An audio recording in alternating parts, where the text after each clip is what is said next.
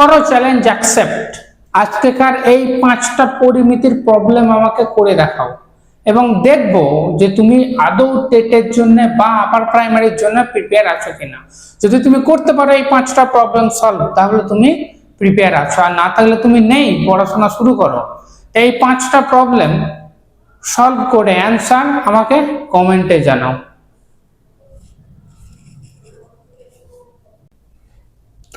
আজকের first problem, পারবে তুমি এই প্রবলেমটা সলভ করতে? কি বললো, অনুভূমিক তলে অবস্থিত একটি বিন্দু পি থেকে অনুভূমিক তলে অবস্থিত একটি বিন্দু পি থেকে একটি টাওয়ারের শীর্ষবিন্দুর উন্নতি কোণ 30 ডিগ্রি।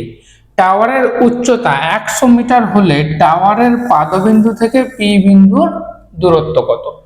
অনুভূমিক তলে অবস্থিত একটা বিন্দু আছে যেটা হলো পি, এটা ধরো অনুভূমিক তল।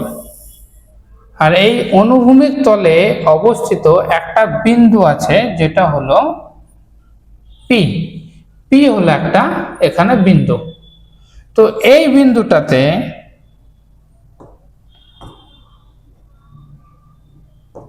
তো দেখো আছে কি, একটা টাওয়ার আছে, এবং এই টাওয়ারটা থেকে এই যে বিন্দু ছিল উন্নতি কোণ, অর্থাৎ এই যে অ্যাঙ্গেল, এই অ্যাঙ্গেলটা হলো 30 ডিগ্রি। তো তোমাকে জানতে চাইলো এই টাওয়ারটার উচ্চতা যদি 100 মিটার হয়, তাহলে এই যে টাওয়ারের পাদবিন্দু আছে, এই পাদবিন্দু থেকে এই বিন্দু যে দূরত্ব, এই দূরত্বটা কত? পারবে তুমি এই প্রবলেমটা সলভ করতে? পরিমিতির প্রবলেম। দেখো তো এই প্রবলেমটাতে এই অ্যাঙ্গেলটা হলো 30 ডিগ্রি। তো তোমরা জানো লম্ব বাই ভূমি এটাকে কি বলা হয়? Tan theta. লম্ব বাই ভূমি ইকুয়াল টু ট্যান থিটা। এখানে লম্ব কত দিল? লম্ব দিল 100 মিটার। সো 100 বাই ভূমি, এই ভূমিটাই আমাকে ক্যালকুলেট করতে হবে। পাদবিন্দু থেকে এই বিন্দুর দূরত্ব মানে হলো ভূমি।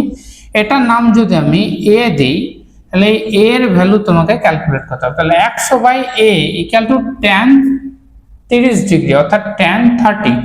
ট্যান 30 এর মান হয় 1/√3। তাহলে এ এর মান কত হবে? তাহলে এ ইকুয়াল টু কত হবে বলো তো? 100√3 এত মিটার। 100√3 এত মিটার। এখন দেখো √3 এর ভ্যালু বলে দিল 1.73। এটা হলো √3 এর ভ্যালু। সো 100 এর সাথে তোমাকে তাহলে মাল্টিপ্লাই করতে হবে 1.73। এটা মাল্টিপ্লাই করলে হয়ে যাবে 173 মিটার। সো এইটার অপশন হয়ে যাবে অ্যান্সার অপশন নাম্বার বি। এটা ছিল আজকেকার ফার্স্ট প্রবলেম। নেক্সট প্রবলেম, একটি নিরেট বেলনের ঘনফল 352 বর্গ সেমি। ওই বেলনের উচ্চতা 7 সেন্টিমিটার। ভূমির ব্যাসার্ধের দৈর্ঘ্য কত? আচ্ছা, বেলনটা কেউ বলতে পারবে বেলন কি জিনিস? বেলন হলো চোঙ।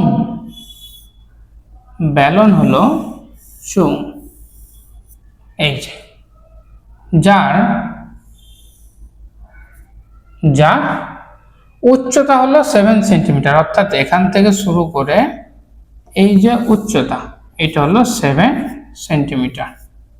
ঠিক আছে, তোমাকে জানতে চাইলো এর ব্যাসার্ধ কত। ভূমির ব্যাসার্ধ ধরে নিলাম আমি, ভূমির ব্যাসার্ধটা হলো 8 সেন্টিমিটার।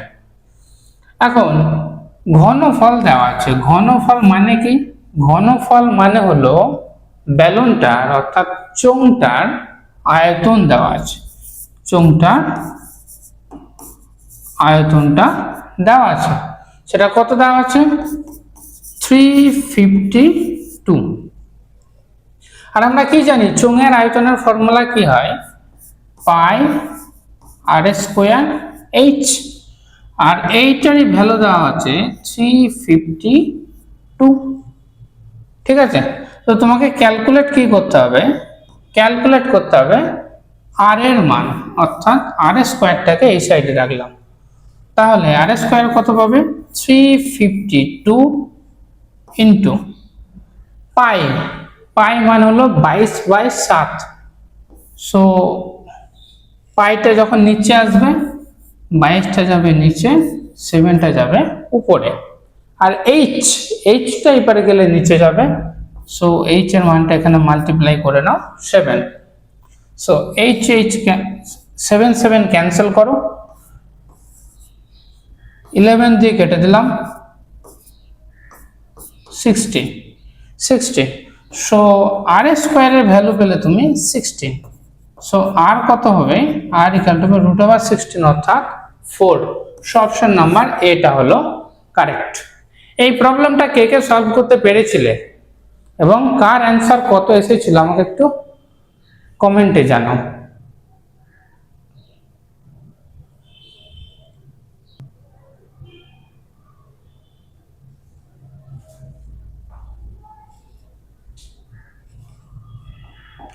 নেক্সট প্রবলেম, একটি লম্ব পিরামিডের ভূমি 4 সেন্টিমিটার বাহু বিশিষ্ট বর্গক্ষেত্র।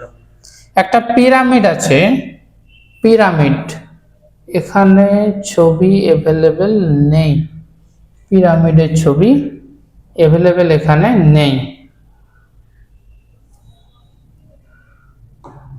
সো পিরামিডটা উচ্চতা হলো 6 সেন্টিমিটার এবং পিরামিডের ঘনফল নির্ণয় করতে বললো। তো পিরামিডটার নিচের দিকটা হলো একটা বর্গক্ষেত্র, নিচের দিকটা হলো একটা বর্গক্ষেত্র।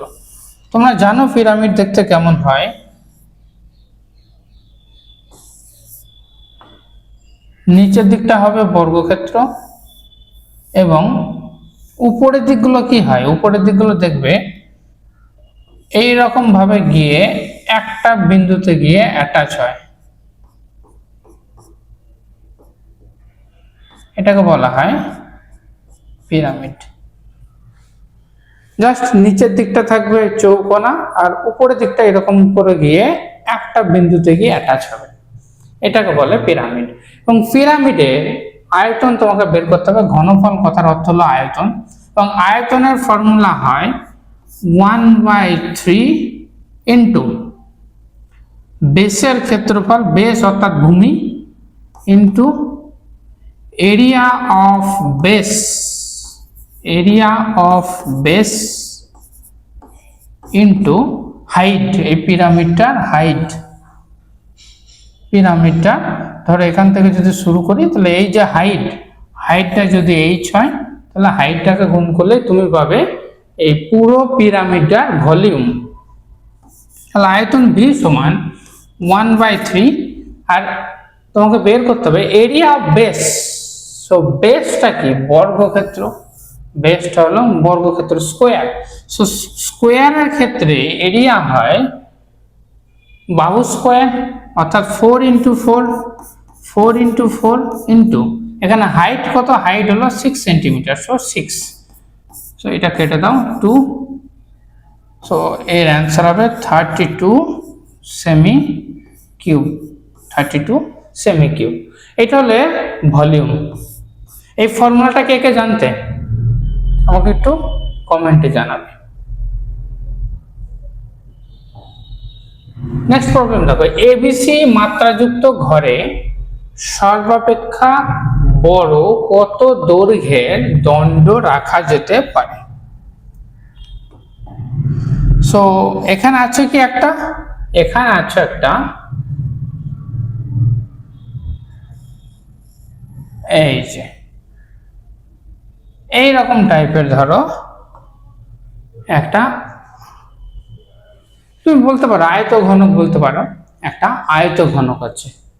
তো জিজ্ঞাসা করলো যে এই আয়ত ঘনক বা এই যে রুম, এই রুমটা যেমন শেপ হয় দেখতে, চারদিকে 4টে দেওয়াল থাকে, তো এই রুমের ভিতরে তোমাকে জিজ্ঞাসা করছে যার দৈর্ঘ্য প্রস্থ উচ্চতা, অর্থাৎ একটা বাহু বললো এ, একটা বললো বি এবং হাইটটা ধরে নাও সি, এরকম বলে দিল।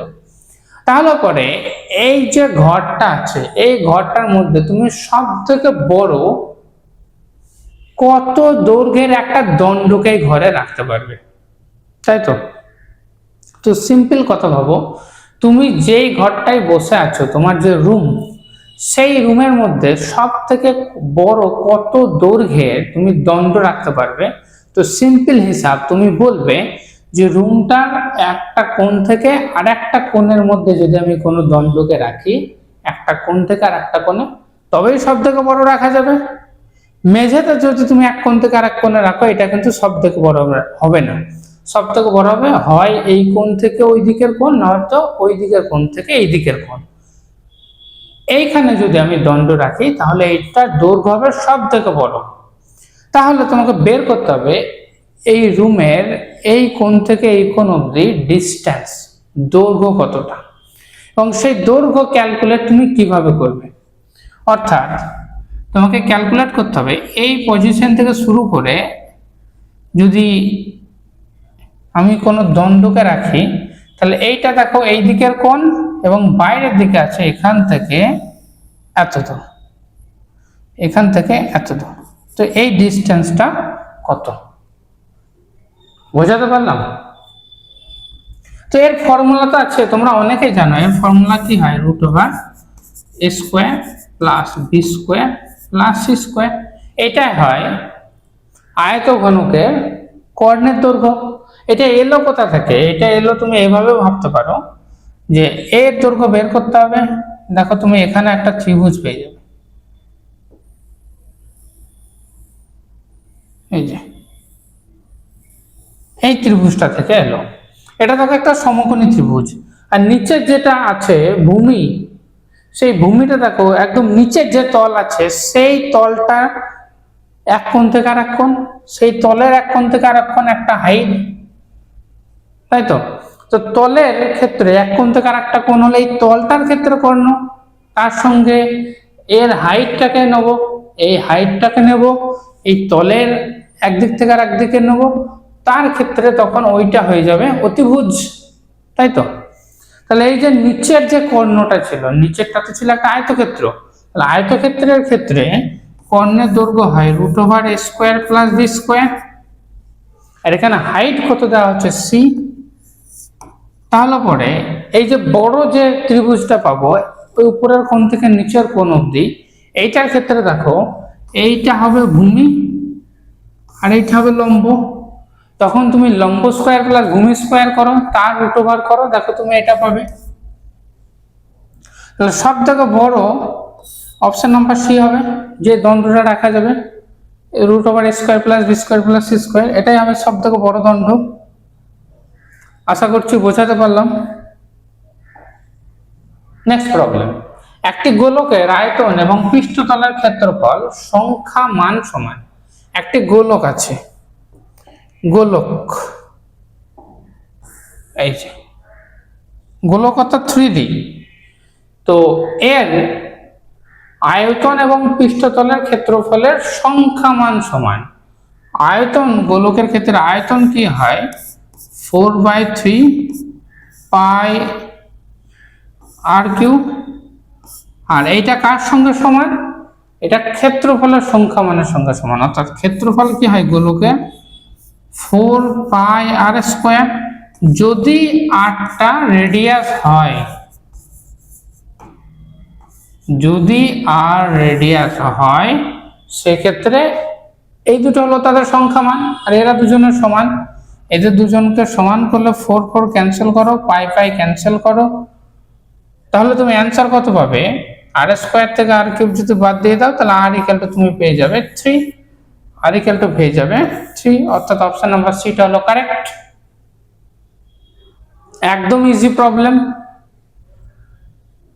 এবং নেক্সট প্রবলেম এইটা, এরকম টাইপের একটা প্রবলেম কিন্তু আমি করালাম। সো এইটা তোমাদেরকে দেব হোম টাস্ক। কি বললো? 60 মিটার উচ্চতার একটা বাড়ির ছাদ থেকে, একটা বাড়ি আছে যেটা হলো 60 মিটার উঁচু, 60 মিটার উঁচু। এই বাড়ির ছাদ থেকে, ছাদে কেউ একজন দাঁড়িয়ে আছে।